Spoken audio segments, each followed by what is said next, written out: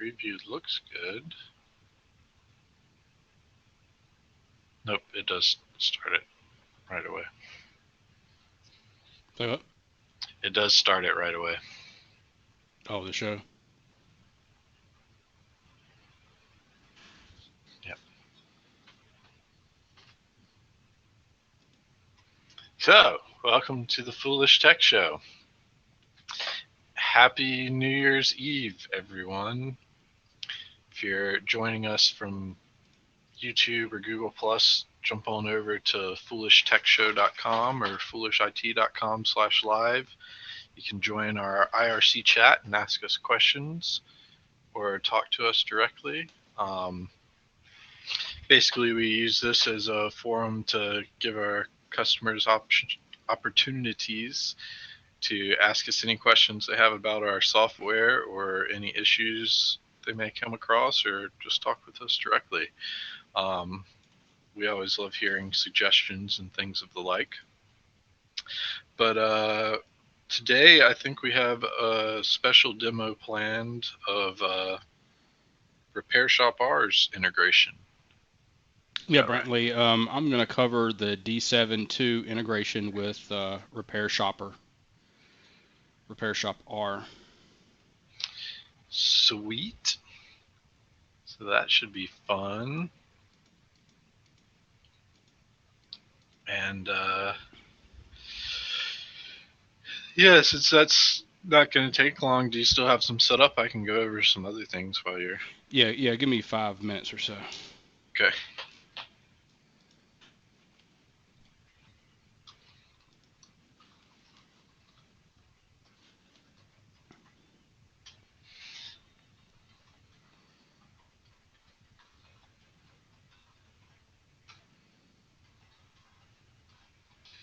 So yeah, we got a few people in our chat. Looks like Phoenix PC Repairs in there. Hey, how's it going?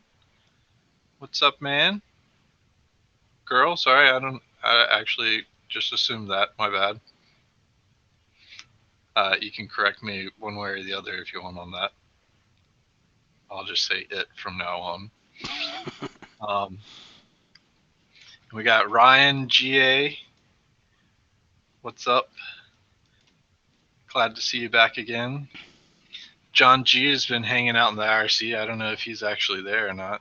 I think he's on a service call. Oh, well, he's probably not actually there. Hold on a second. I'm trying to get my other Australian friend in here too.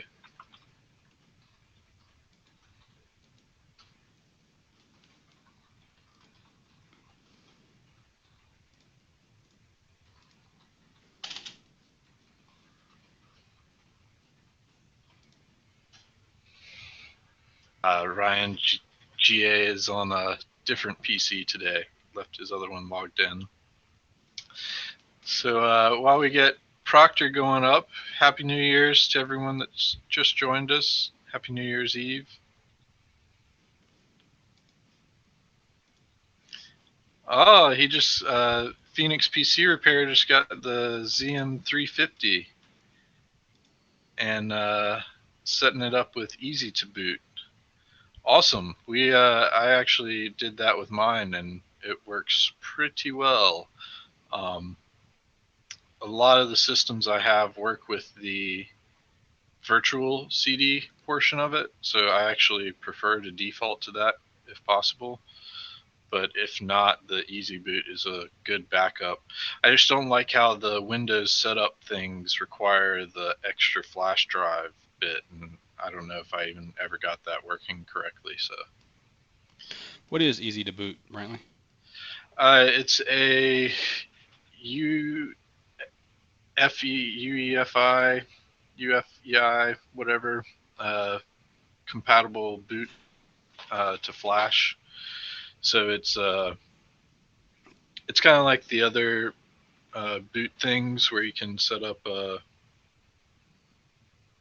ISOs to boot off a USB, but this one, Easy to Boot, uses just a straight ISO folder, and you can drop things in there, and it will try to launch that emulated through the USB. and I have it set up on that Zalman hard drive virtual CD drive thing. And that way, if the system doesn't recognize the virtual CD portion, Right. it'll still recognize it as a bootable USB drive and use easy to boot.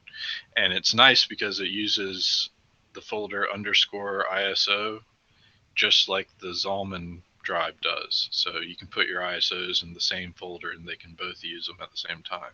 Oh, It's cool. pretty sweet. Because I have the Zalman too, and had some issues with it booting with a lot of computers, and not just ones with the newer BIOS. Yeah, it depends on if it's going to recognize that virtual drive or not. Um, it's really awesome when it does, though. Really Yeah. awesome. Phoenix PC Repair posted in the chat the easy to boot link if you want to check that out. We actually Oh, have a thanks, Phoenix show PC. where we covered that, I believe, in the setup of it. Um, I'll have to go back and check and see if I can reference that as well. Hey, looks like Christifari joined. Christifari, that's my Australian friend I was All trying to right. get in here. Um, interesting thing that I got yesterday. I ended up getting it for about $20 on sale.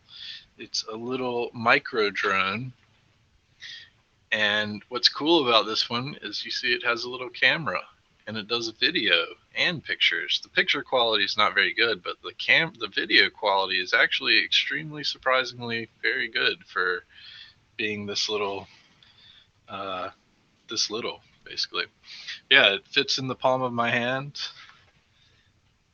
and I know my lighting is terrible, but still fits in the palm of my hand. Goes off this controller.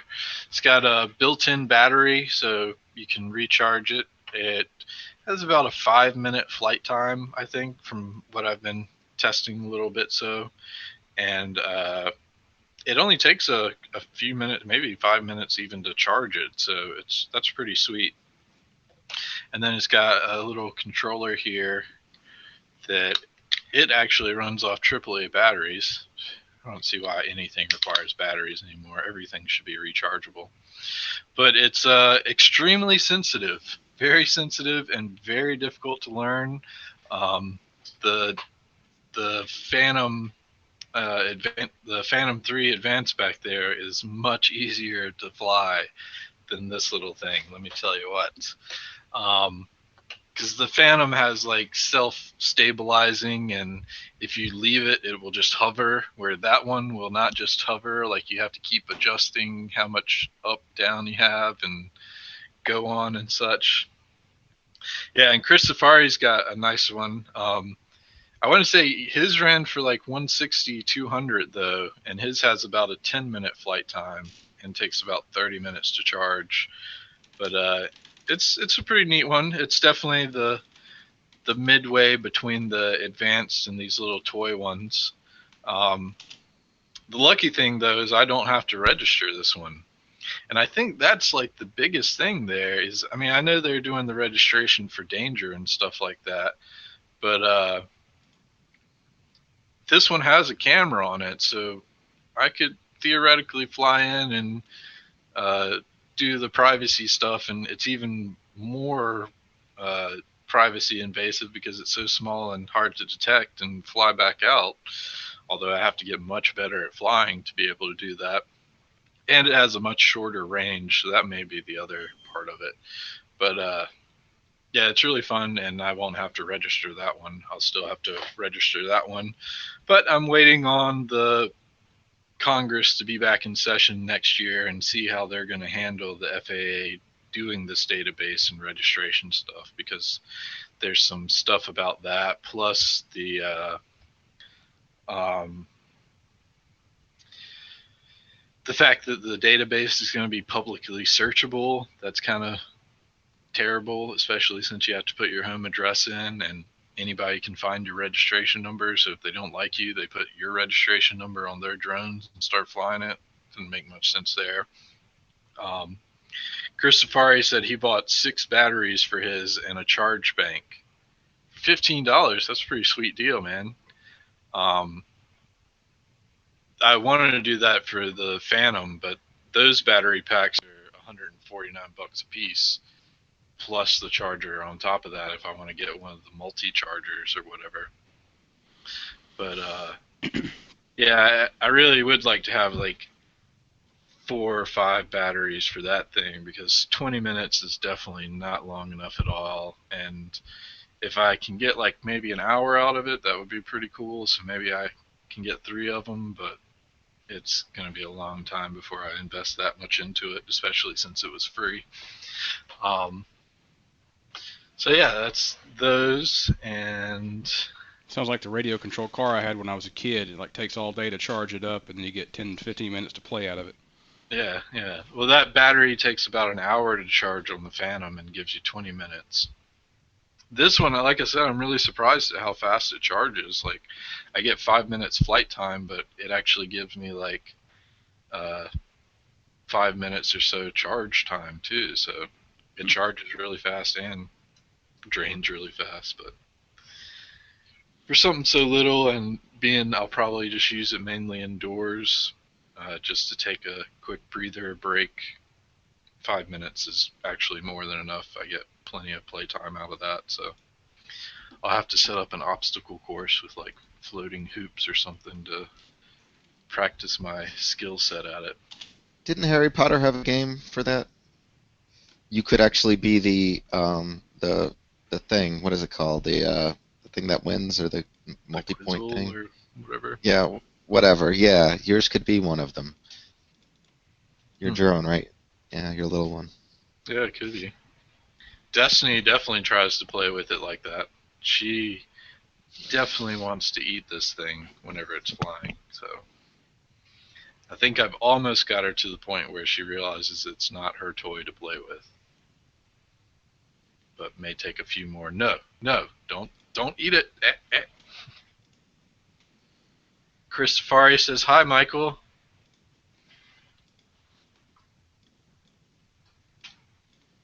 Michael, if you don't remember. Oh, hey, yeah, hey, Christopher, how you doing? It's the one with the broad shoulders and the pink shirt that you like so much. Yes. Yes. You guys ready to get into RepairShopR? Yeah, sure, man. You want to take it away? All right. Yeah, how do you pronounce that name? RepairShopR is how I pronounce it. A hard R at the end there. Yeah. RepairShopR, or RepairShopR, however you want to pronounce it, is a CRM software for computer repair shops. Has a ticketing system, workflow organization, and what I want to go over today is how to integrate that with d7II to send over your reports that are created by d7II. Send those over to RepairShopR, and it's pretty simple. It's a real simple setup and real simple process. Have another. I posted a link in the chat for RepairShopR, their main page, and now I'm going to paste in the instructions to integrate that with d7II. This is actually on the Foolish IT website. Yeah, I've been forwarding that to a lot of customers recently, and so I'm going to point them all to this video here today to get hopefully some hands-on with it, and I think they'll all appreciate this. Yeah, I think the video is going to clarify some things that aren't in the instructions, and I'm going to try to post some new instructions next week. Oh, even better. There's that link.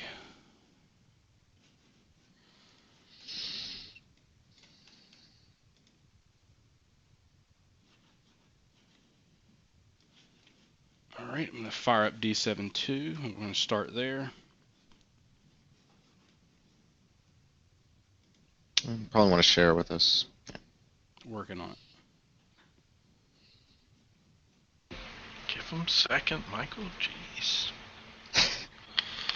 I'm so used to your fixing the bugs in CryptoPrevent as quickly as you do, Brantley. I have no patience at all anymore. Brantley, do you have the live feed up to see if that's showing up well? Yeah.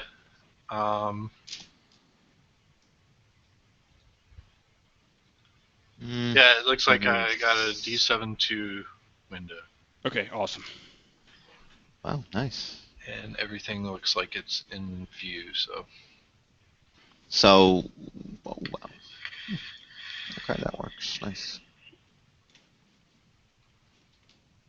Yep, Christifari confirmed. Looks good on the live feed, too. Sweet.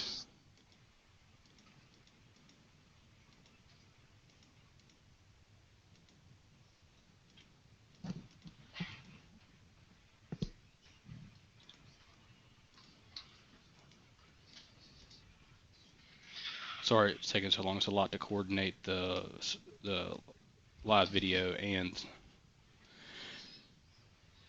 the office video. All right. I'm going to start out in main and config. Some things we need to set up under the session tab. Sorry, I was playing with my dog, guys. I wasn't kissing everyone out there, just FYI. The session window, or the config window doesn't show up. Oh, crap. Oh, I hate that. I hate that. Hmm. All right, welcome to it. Welcome to it. That's why I don't do single window sharing. I always just do full screen sharing. Can you stick it on your second monitor and just share the second screen? Would that be feasible? Isn't your scene 2 set up as? Yeah, I'm using scene. Yeah, I'm using scene. Actually, I'm using scene 3 for d7II. It's not showing up on the live feed. But the d7II window is, but the config window is a separate window, so that's not showing up. Ah, okay. Yeah. But in your scene 2 set as that whole monitor that you're sharing on? Scene 2 is just the web browser for RepairShopR R. Oh, yeah, you should set it up as sharing the whole screen. Okay.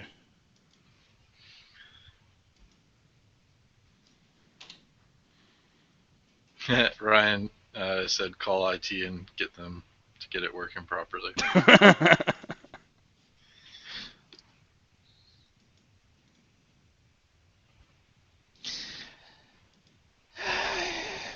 I'm surprised we in IT shops out there don't get calls for helping people tie their shoes these days. Christifari wants to know if you've tried turning it off and on again.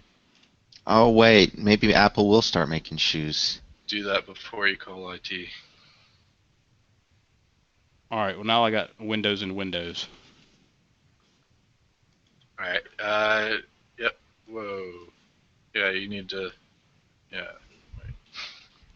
Whoa.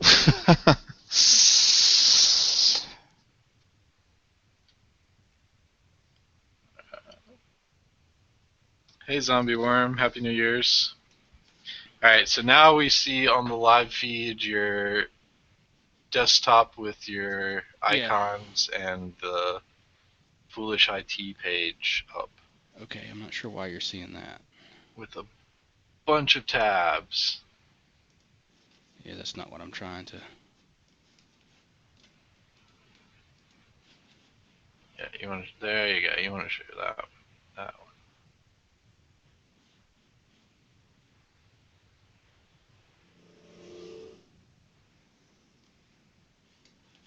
Actually, I don't think Johnny's with us here today. Johnny is not with us today. And Happy New Year's, Zombie Worm. And yes, there's training going on, Zombie Worm. Showing off how to integrate d7II with RepairShopR. Now we see the oh, now it's gone. Should be black. It is black now. I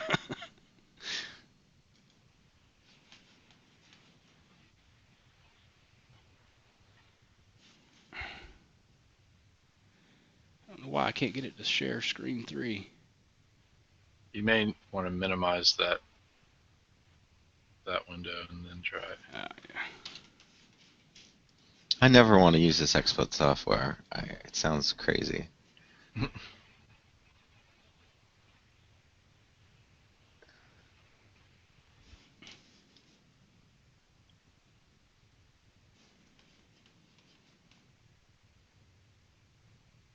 That looks like it should be doing it.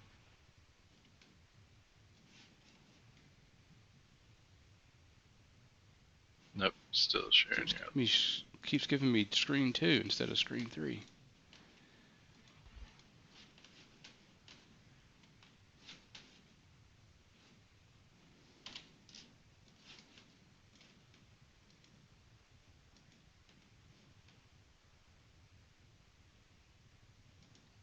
Oh God, that's tripping. Wow. Still screen 2.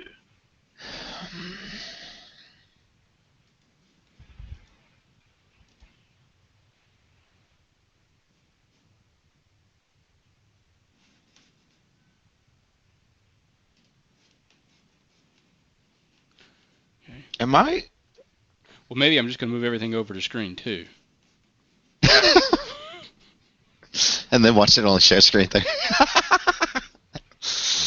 Oh, some sort of limitation on the number of windows Wait, you got. Nat, you got it. You got it. Yeah. Okay, there we go. Finalmente. Awesome. There it is. Did that get the d7II? Or is it just showing you? Hold on. Yeah, it's working. Catching up on the live feed. No, I can't Yep, see it on yep. here. We got your d7II. Yay, No, I we can't see it fixed internally. Now I can't see it. How am I supposed to follow along? What are you talking about? You can't see it. Where are you looking? Oh, I do. Oh, config. Oh, I see it now. He had it on the other. It was moved. Yep, now we got it on the live feed. All right, awesome. All right, so picking up back where we were. Go to the session tab. Mm-hmm. For reports to be able to be transferred from d7II into RepairShopR, you have to make sure that you actually create reports. So I'm going to check the automatically generate info reports when the session starts. We would not recommend neglecting that option because one of the most common reasons for the reports not being transferred to RepairShopR is that they're not created at all. So. Yeah, and you may already have d7II configured this way. This is the way I would normally have it configured because I always want to grab those reports. But just in case, you need to make sure it's checked. And from there, we're going to swing over to the servers and email integration, or servers and email tab. We want to have the default reply email address set to the inbound email address for tickets inside RepairShopR, which in our case is this. For your particular installation, it would be something else at reply.repairshopr.com. Save and exit, save your settings.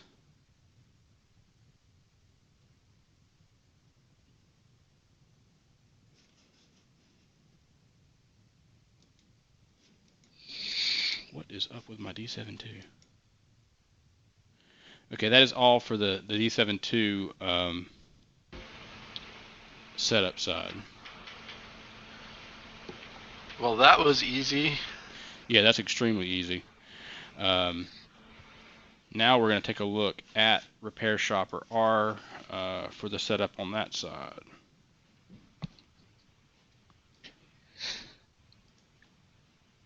Oh, look at that. Nice. All right.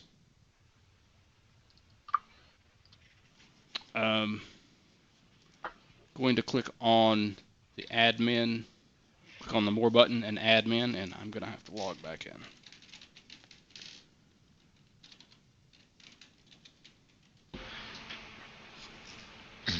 Memorize this password, people. Well, it's a series of dots. That makes it really simple. You got a character limit at least. But yeah, that does tell him exactly how many characters it will be, so you don't have to try the 2 and 3 and 4 combinations. Excuse me a second, I have another call.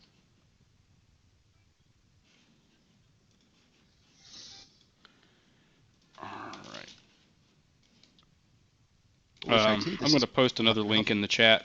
This is the RepairShopR knowledge base on d7II integration.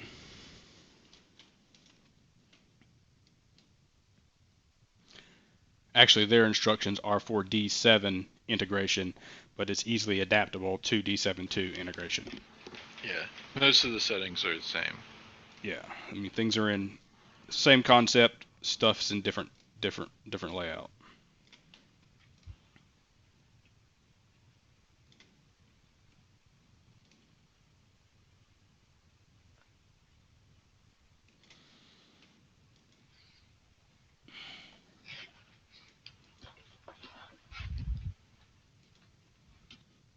Oh, give me just a second to find another link. I lost a link.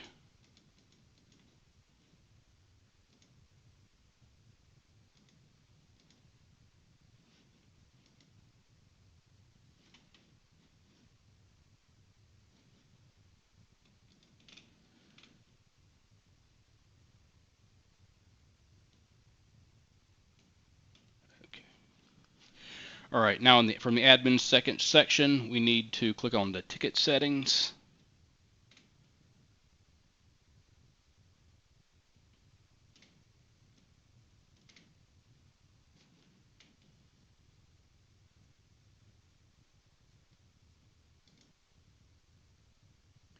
Which is actually under tickets and ticket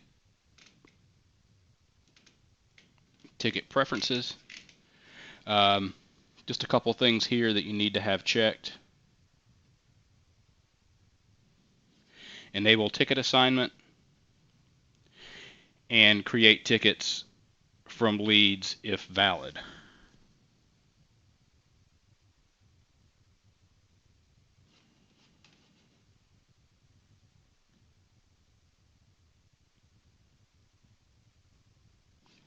And that is it. There is a section called Integrations and App Center. There's a D7 section. I'll click on D7 and DSS. Here there's some setup that you could do for D-Support Suite, but there's nothing that needs to be done here for the D7 integration. Oh, that's cool. And that's all you need to do for the setup. Now I'm going to go back over to D7II.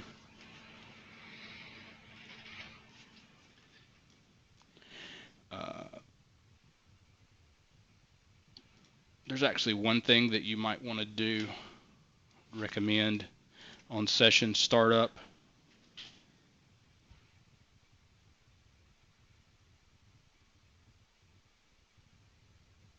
Why is my settings not saved?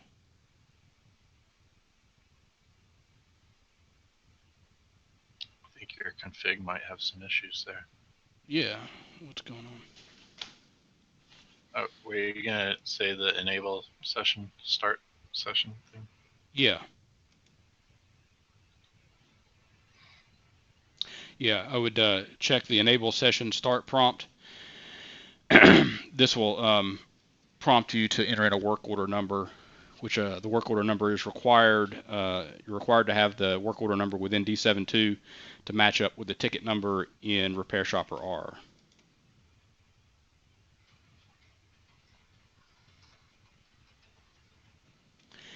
And when you have that enabled, what is going on? When you start D7II, this start a new session window will appear, and you would type in your work or your ticket number right here. I'm going to go ahead and create a ticket within RepairShopR.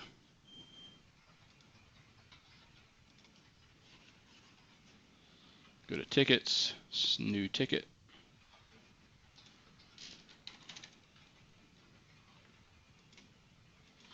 Type in a customer name and create a new ticket. Problems with a PC. Description of the problem. The computer is on fire. All right, I'm going to create the ticket. Oops, ticket title, fire. All right. Now we have a new ticket, ticket number 4243. I'm going to go back over to d7II and plug that into the tracking number box and save and continue. And you'll see now that it shows up that the number I'm working on is 4243. I'm going to click on reports, make sure that I have an info report. And when you're finished with what... Real quick before you move on there. Yeah.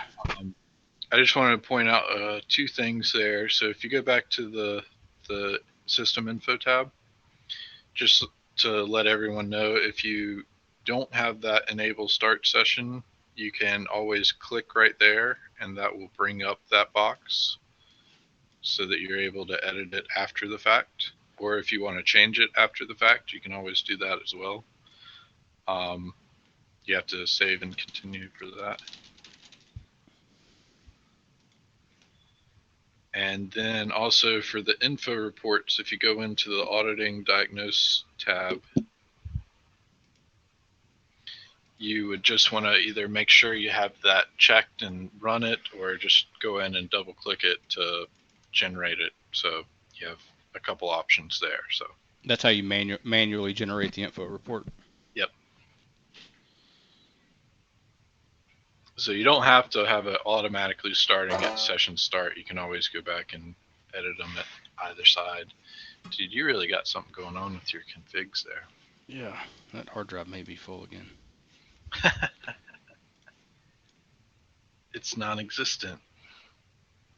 Yeah, it doesn't show up at all. Oh, that's weird.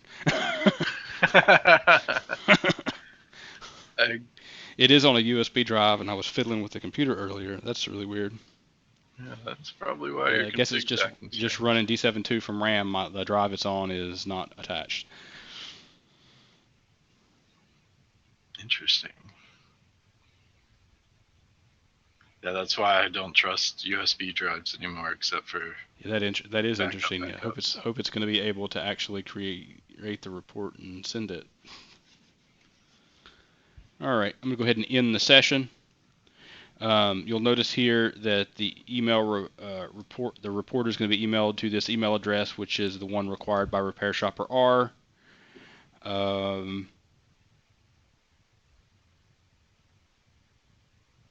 One thing that is required, your email subject must have D7 reports in it. That is a requirement for it to be able to put the report, list the report as a computer report. Otherwise, it will just stick it into RepairShopR as a ticket instead of as a report. Go ahead. You gotta make sure you check email reports. Oh, see, that's normally checked by default. It's something to do with your USB drive there. Give me just a second to replug in my hard drive. That's what he said to she said. Yeah.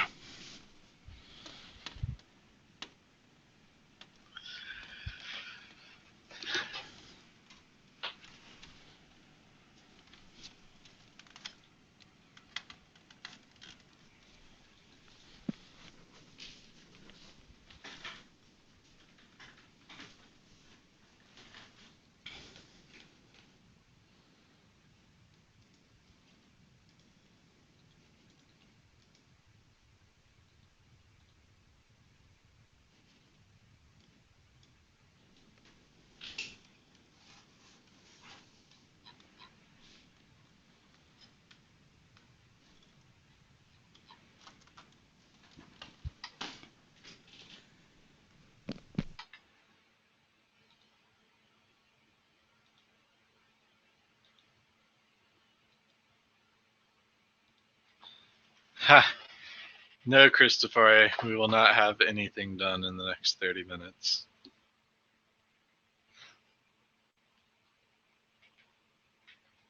Except finishing the show.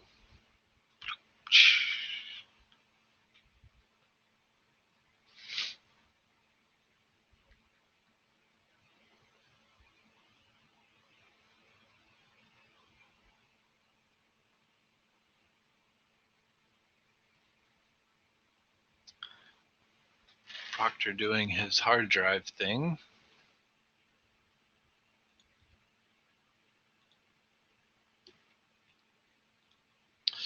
While he's doing that, if anyone is interested, Hack5 came out with a new Wi-Fi Pineapple, the Wi-Fi Pineapple Tetra.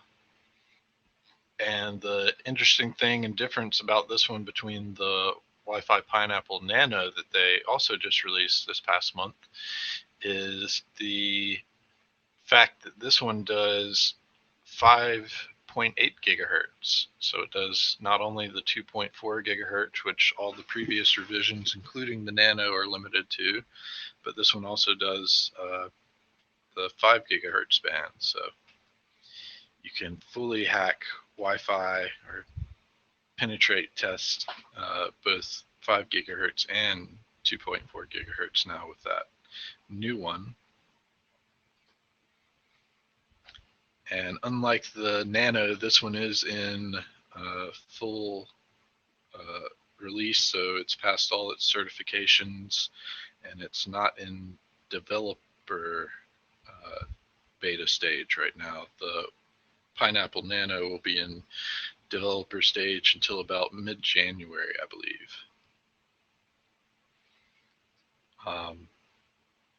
It'll be interesting to see what they come out with on the 5 gigahertz band. Most of the things I assume apply the same way as the 2.4 gigahertz band as far as gathering handshakes and things of that nature, since the same security WPA2 applies to both bands. But you'll be able to connect to client bands of 5 gigahertz while you're trying to work and Pi and AP with the 2.4 gigahertz band. So lots of interesting things to come from that, I believe. And considering they went about 2 years worth of development on the previous revision, the Mark V, then they will probably go about the same amount, and a lot of the things that were really interesting and fun for the Mark V, from what I understand, came out about 6 months to a year of release. So, puppy, are you having a bad dream? Yeah? I just have to wake her up every time she starts yipping. I don't know why she has bad dreams all the time when she falls asleep. But she does. Proctor, did we lose you? I'm still here. Okay. My hard drive is not. That's not good.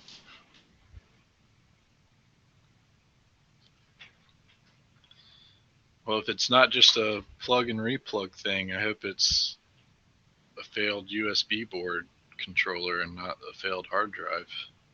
I'm sure it is. I know that was like a terabyte filled with a terabyte's worth of data. Yeah. Not fun. Not fun at all. Ryan wants to know if anyone watches The League. I do not. What I is just The never League? got into it. It's a TV show. It's a TV show about the whatchamacallit. Proctor, while you're working on that, if you want to switch back over to scene 1, they can see us. I have already. Oh, okay.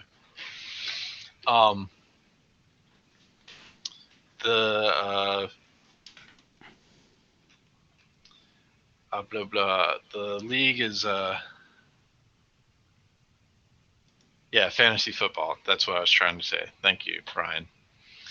And Prodigy Tex said, "Hi, can we post the link for Repair Shop D7 repo in the IRC chat again?" Yeah, give me a sec. I'll repost all the links that Proctor has pasted in so far. And once we post this on our YouTube channel, they'll be in the description as well. So,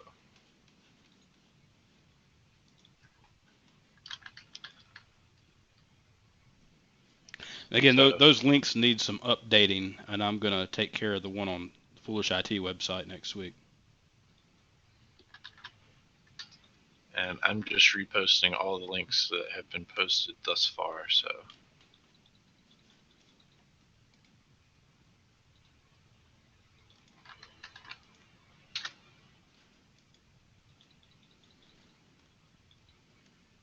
there you go, Prodigy Text.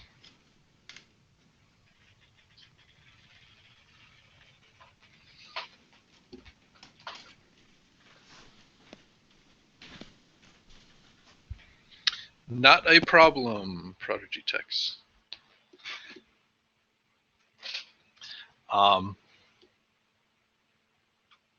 Yeah, that's why I never got into the league, Brian GA. I think is because of the fantasy football aspect. But he said we should find the episode where Taco takes it to the cloud.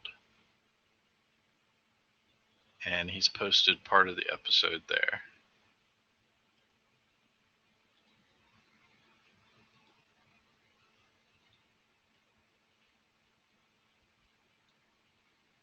Is this not safe for work? Let's see.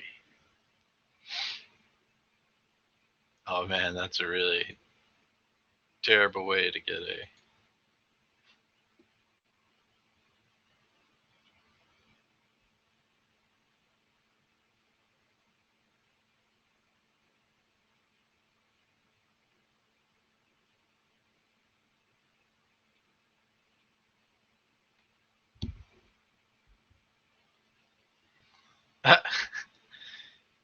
interesting.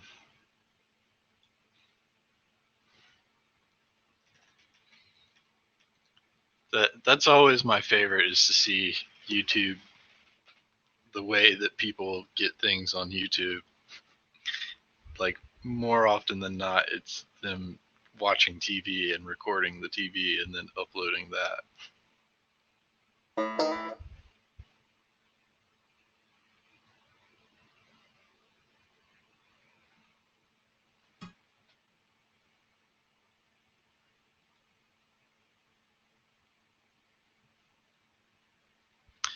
We can't actually show YouTube videos on our stream because of all the pirating protection of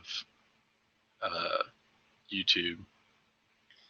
They like search videos for other videos, and if they're playing ads or copyright protected on their settings, then we'll get flagged for it, and our video will get taken down until they come to a decision on it and possibly will remove it.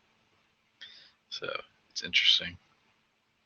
Or they have an option to leave their content in our video and force ads on our video, and then they get the ad revenue from that.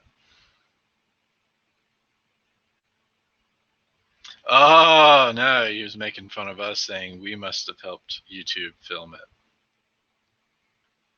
No, no, no. That would be fun, though. We should do an episode where we film ourselves doing stuff. If you watch the bacon episode, that was about like that, probably.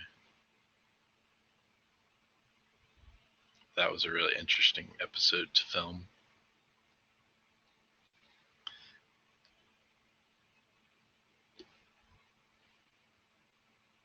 Someday in the future, when we get better at things, we may start pre-recording content and then having like segments and have it like partially live. We'll like live introduce it and then play the content, which we can do with that XSplit broadcaster. That's a good idea, Brian.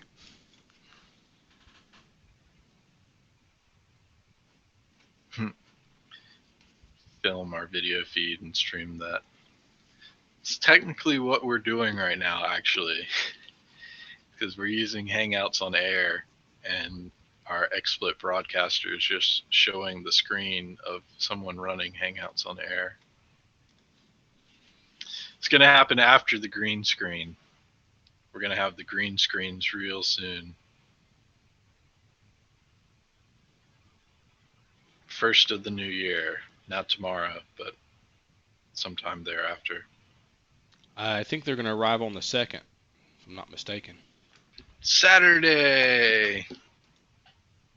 So first week of the new year, we should have them up and running.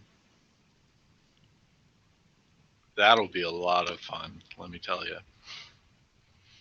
Especially since we'll all control our own green screens.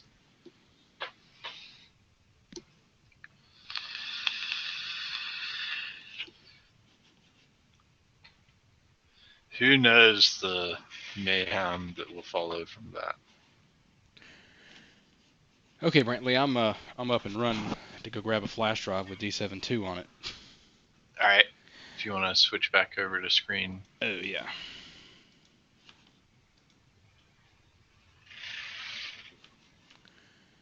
All right. So here's d7II, and I'm gonna go back through the config. Since this copy is not configured. Yes, John G, you won't be able to see our not so clean rooms. Or maybe I'll just take a picture of it and then put that on my green screen.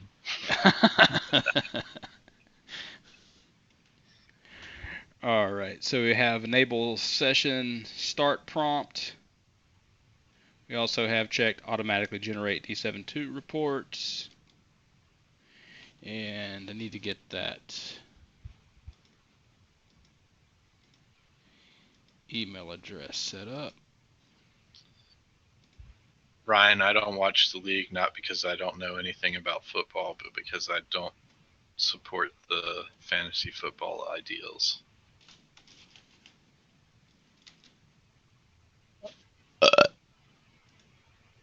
Did someone say foosball? Fantasy football. Oh, I don't know. I'm not sure what that is, but I thought all football was fantasy. All right, now we have d7II all set up again. He said they make fun of it the whole time. All right. Our ticket number in RepairShopR R is 4243.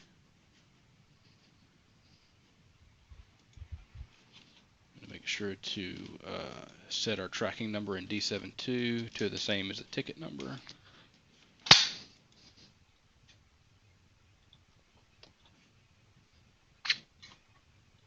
Oh, sorry.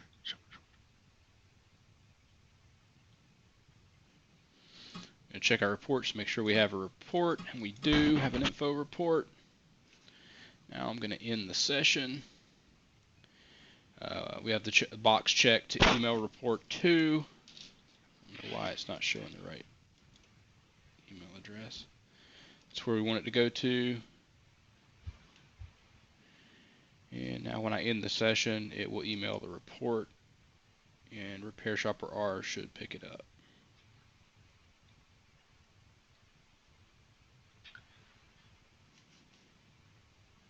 So a couple of things for that. I believe on that start session box, you have an option to choose the technician.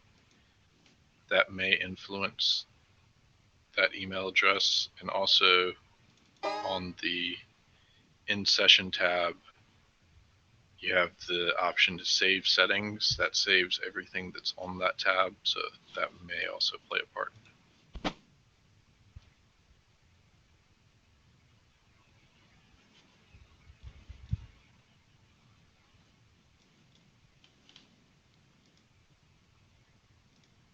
All right, we're back in RepairShopR R. Here are your tickets. To bring in computer reports, you can click on computer reports, and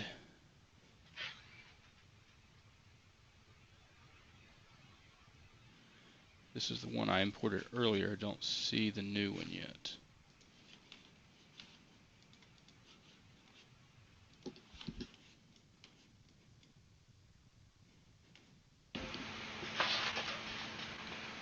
And I think I know why.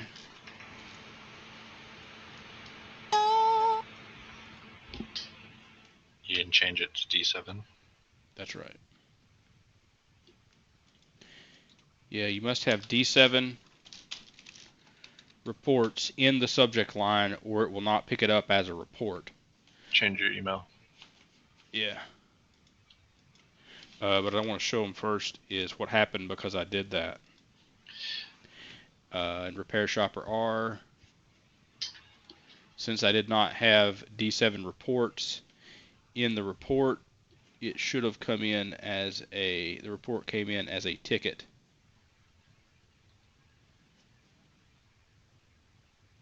Right there. 4244. It came in as a ticket instead as a computer report. All right.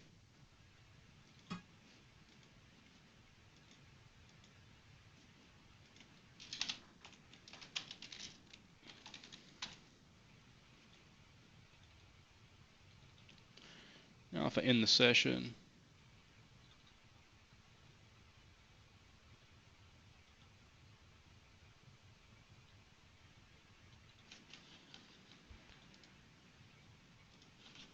now I should have another computer report, and I do. Right here, created at 4:50 p.m. Eastern Standard Time. Awesome. I can view that report. I won't scroll down and show up there. Did it already. Okay. Also, if we go back to that ticket, 4243 that I created earlier, under the additional information section, you have the report here as well. And it also automatically created an asset for this computer as well.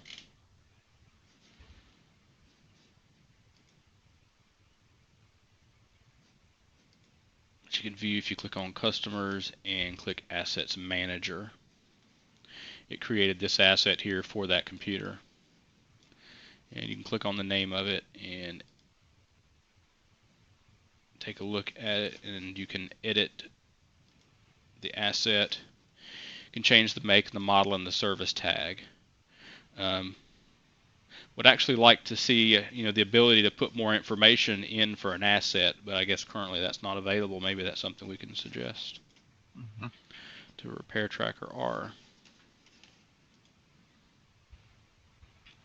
And that pretty much covers the integration between d7II and RepairShopR R.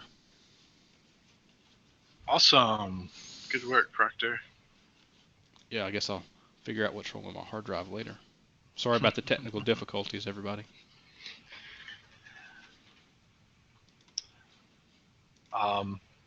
Here, I want to show off the video that drone makes. So on your Hangouts, if you can select my picture after you go back to scene 1 on the, yeah, there you go. Yeah, it's on scene 1. So Christifari accepts your apology. Thanks, Chris. So this is the Wi-Fi Pineapple Tetra that I was talking about that has 5 gigahertz and 2.4 gigahertz bands. So that's going to be awesome. But this is the video that little drone I have does. I thought that was pretty awesome quality for that little drone and camera. You can see I'm a horrible flyer. That was like my first or second stab at flying there, so I'm getting a little bit better. The mini drone a little harder to fly than the Phantom. Much harder to fly than the Phantom. Like so much harder to fly. It's kind of ridiculous.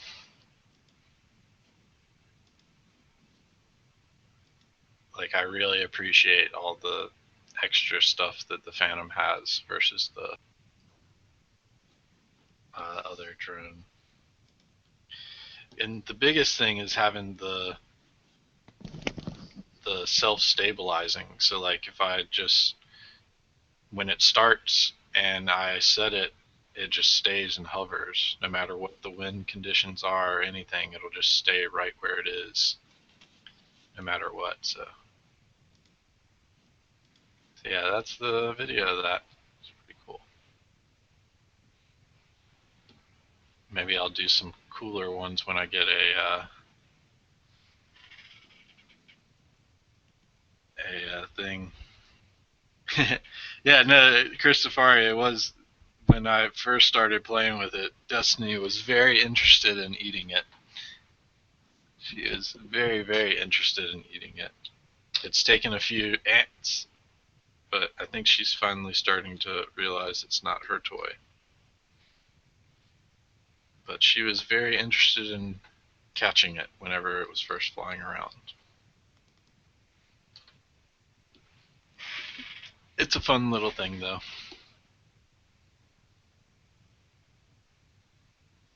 Recommended to purchase with earplugs. It's not that loud. Mm, It was probably that loud because you were hearing it over my microphone. It's extra sensitive. okay. Okay, well, my dog is deaf, so she wouldn't mind it probably. The Phantom is much louder.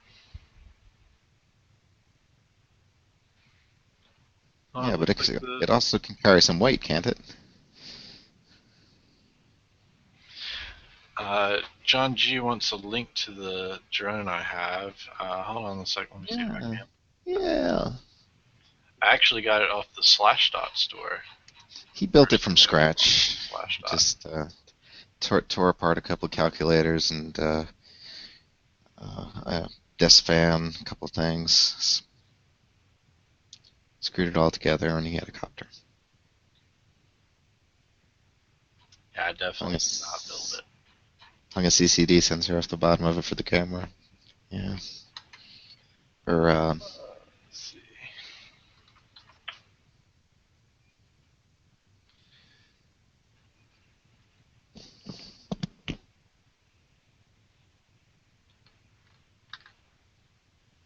This is the one I have.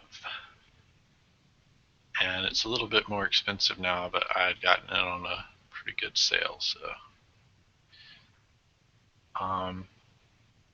It actually looks like on the SlashDot store they got some other ones that might be interesting.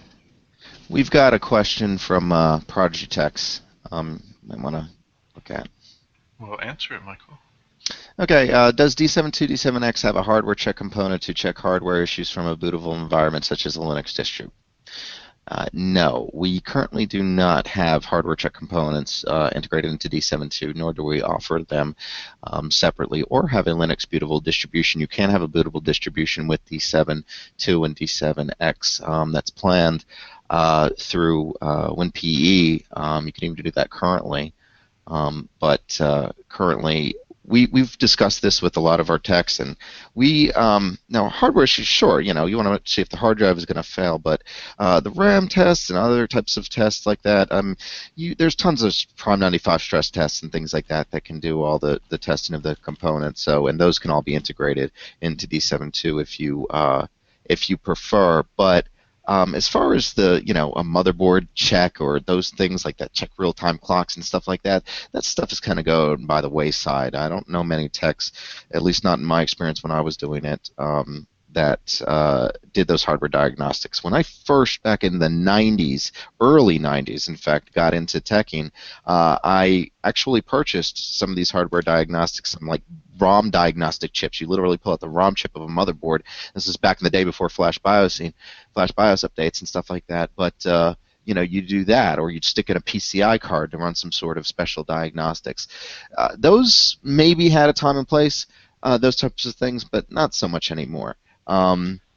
There's a link to creating the forum post Nick did a while ago about creating the WinPE for using with D7.2 or D7 debug. Yeah, John G, I don't think that drone would be the best option for it. I know you didn't get to see it before, but this is a picture of it. Why is the live stream not updating or showing? Is it just me? John G is remarking at the incredible small size of your What's not showing up, drone. Brantley? The live stream looks like it's hung on me. Yeah, it does look like it's hung on you. Well, if we're able to capture a report of any tool, any tool that you want to use with D7II. I mean, D7II has an application automation framework basically, and um, if you wanted to put in a tool there and that tool is capable of writing a log, we can capture that information with D7II, Prodigy text. So, yeah, just I wish you the best with that. And if you have recommendations for apps to add to D7II, just let us know. Shoot us an email or let us know here, and we'll look into it. But just remember, the apps have to have broad appeal, and they typically should not present any sort of liability for our software as well. So keep that into consideration. The licensing agreements and stuff like that need to be analyzed for the software. Is it okay? Are y'all familiar with Hiren's BootCD? Yes. Yeah, I wouldn't recommend that one. I was actually going to post the Ultimate BootCD, which Yeah, Ultimate's far only better. Hiren's is too old at this point. Well, the Hiren's does a little bit more non-legit things than should be. Yeah, actually, their newest version is legit. I haven't kept up with them just because I haven't. Yeah. The Maybe their new Ultimate version BootCD has pretty much the same stuff in it, though. I've always been a fan of that, but I remember the first person who showed me one of these did use Hiren, so it's definitely not But talking about hardware diagnostics, I think maybe something to check memory and something to test hard drives are probably about your only real hardware diagnostics that you're going to need to run, and you're not going to run those from within Windows.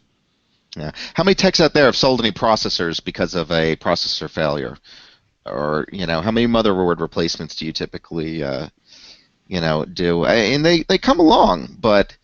well, I generally not find so that frequently. trial and error troubleshooting is faster and more reliable than those diagnostics in the first place. Yeah. Yeah. They can give you a false sense of security, too, because a minimal diagnostic test may not report anything, and, everything's fine, but then a longer stress-based test may uncover, some issues. There are some tests that, will stress one portion of a system very, very well, but not others. So there's too much variability there. I agree. Yeah, software Proctor. like that, a lot of times you'll have a system pass, and when in fact there is actually a problem. A good example would be laptops. A lot of laptop BIOSes have a certain amount of diagnostic functionality built into those, and typically that shows everything as being all well and working and good. And of course, you can understand the manufacturer doesn't want all of their customers to, they don't want their machines to pull back bad numbers, so they're less likely to do thorough, exhaustive testing with that. Not to say that they don't have some purpose and they don't provide good information if used into the right context, but it doesn't. It's too slow. So Phoenix PC Repair points out the last version of Hiren's was 15.2. That's what I'm seeing as well. And what concerns me about it and promoting it is if you check out the link on their page, they don't have a place to download it. So there are sources that you can download it from, but it's not from the developer itself. Well, I'm not sure if this is the developers or not, but that's the one that I use.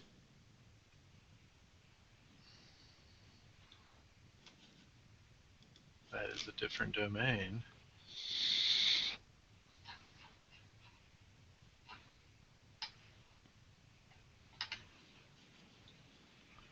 And it hasn't been updated in a very long time, but there are a lot of useful utilities in there. There is some software that requires licensing to use it, but you would have to enter in a product key before you can use it.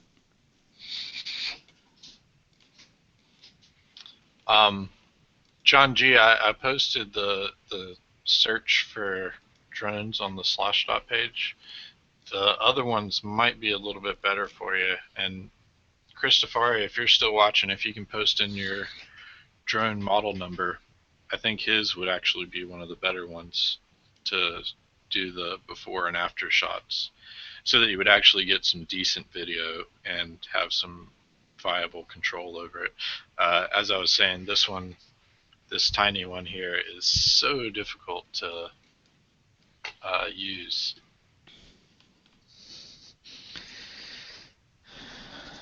Oh, it killed my video.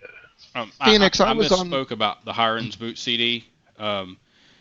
It is set up to use some software that requires a license, but the software is not provided. You'd have to insert the software into Into it. software location to use it.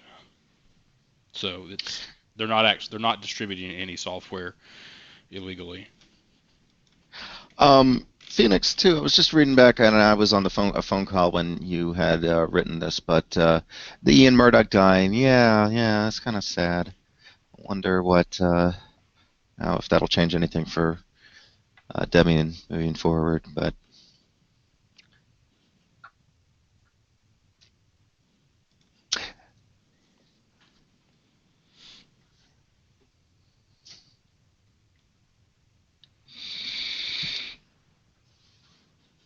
I'm just bringing everything over here on my side.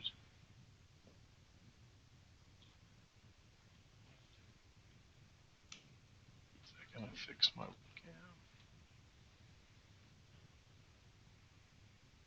Nope.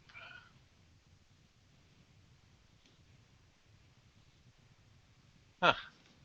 I broke my webcam unplugging a flash drive. It's not a good day for USB devices, I guess. Not at all. This new NVIDIA driver sure does like to crash a lot. Hmm.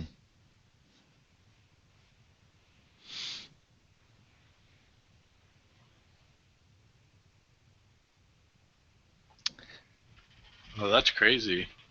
Yeah, it was that guy was pretty good. Debian is one of the largest bases out there, so. Suicide, yeah. Development's a hard job. It's a high-stress job. Yeah, and John G. Christifari posted his drone model there. That one is a good midline base between the little toy ones like this and then the bigger ones like the Phantom. I think Sam's Club has the Phantom 3 standard for about $700. So if your business is buying it, then that might not be that bad, especially if you're using it for before and after shots of landscaping and stuff. That's actually what my uncle's first thought when I showed him my Phantom 3. He was like, this would be awesome for my realtor business. I could just take a video of the house and the surrounding area and then post it online for the houses that I'm showing off. I was like, that would be an awesome idea. I may fall back to that someday. Not to bring shit up again, but I read that if you do that for any commercial purpose like that, you're not covered under Section 336, and the FCC can regulate you, and then you have to have a pilot's license to do that kind of crap. Oh, that's just what I read. That may be. I did read some things on that as well. I know that's what they're wanting to do, and some company got in big trouble for doing it in New York and Chicago. New York or Chicago, I forget which one. Because they were like showing off skyscrapers and future land development areas and oh, nice. Taking drone videos inside of downtown major metropolis. What I want to know, has anyone flown one over Area 51? No, I doubt it. I tried to fly mine at a naval base. At first they said yes, and then they went and asked their superiors. After they told me to go off to the park and try it, then I had a van of them roll up on me and be like, can't do that. Terrorism and such. Like, okay. Probably lucky you got out of there with your drone. Man, they couldn't confiscate that, especially since I hadn't flown it yet. Oh, okay. And being a civilian on the base, haven't been let in with the drone.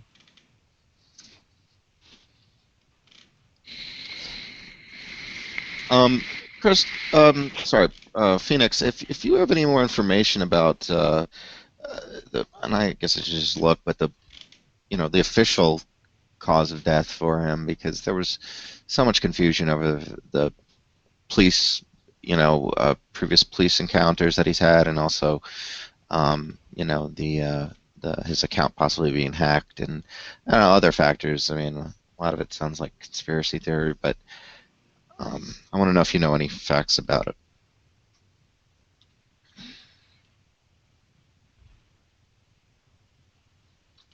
Yeah, Christifari, they are definitely making up rules as they go with quadrocopters.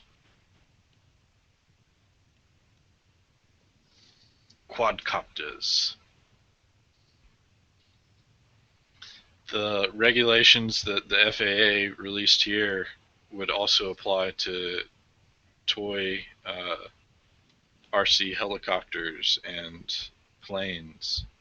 And the group that has self-policed themselves for it has told all their members not to register it because they don't believe it should be. Because they've done things safely up until now, there's no reason to.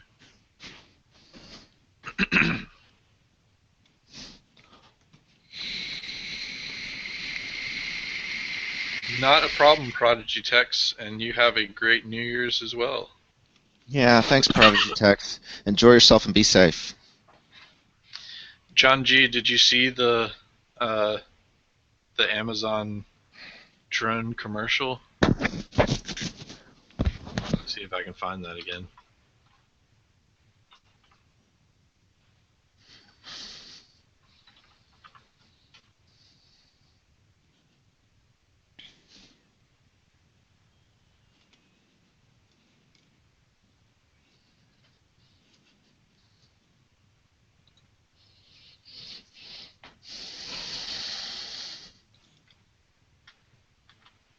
This is the Amazon Prime Air commercial.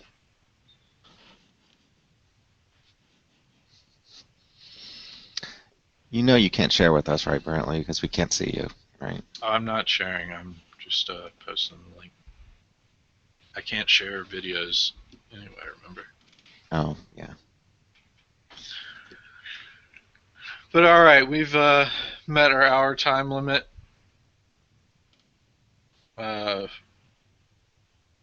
We will be back tomorrow at 6 p.m. So thanks everyone for watching. Definitely thanks everyone for joining in. And look forward to a happy New Year's for everyone. Be safe out there. And we will talk to y'all tomorrow, 6 p.m. And if you have any questions or issues on our software, that's what we're here for. Otherwise, we'll just come up with some other stuff to talk about. So we will see y'all later, and Proctor, you can take our own out now. All right. Bye, internets.